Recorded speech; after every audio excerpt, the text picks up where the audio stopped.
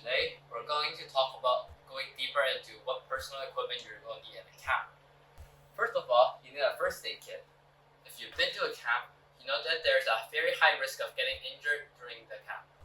Therefore, you need a first aid kit for equipment so that you can treat yourself and make sure that you don't have any repercussions in the future.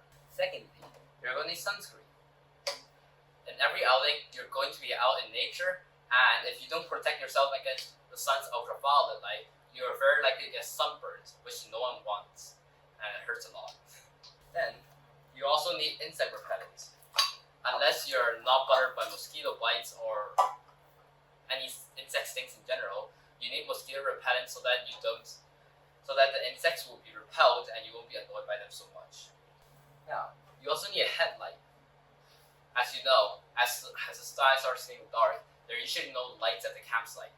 Therefore, you need a headlight so that you can navigate your waste accessory for the camp and not trip over anything in the dark. You also need wet tissue and dry tissue to clean up any mess that you have made during the campsite.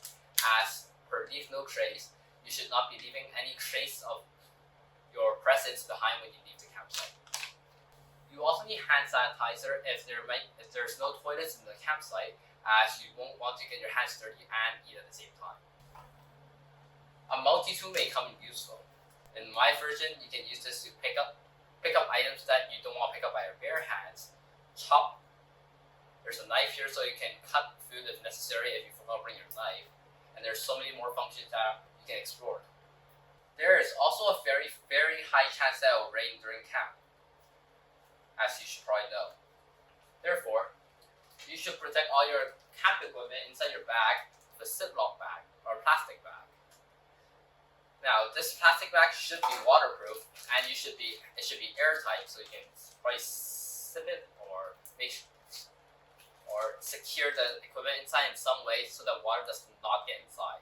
You should also bring an umbrella to protect yourself from any sun deluge and the cooking area, a waterproof back cover to protect your camping bag from getting wet itself, and a poncho which will cover both you and your camping bag when you're arriving, leaving the campsite, or generally doing anything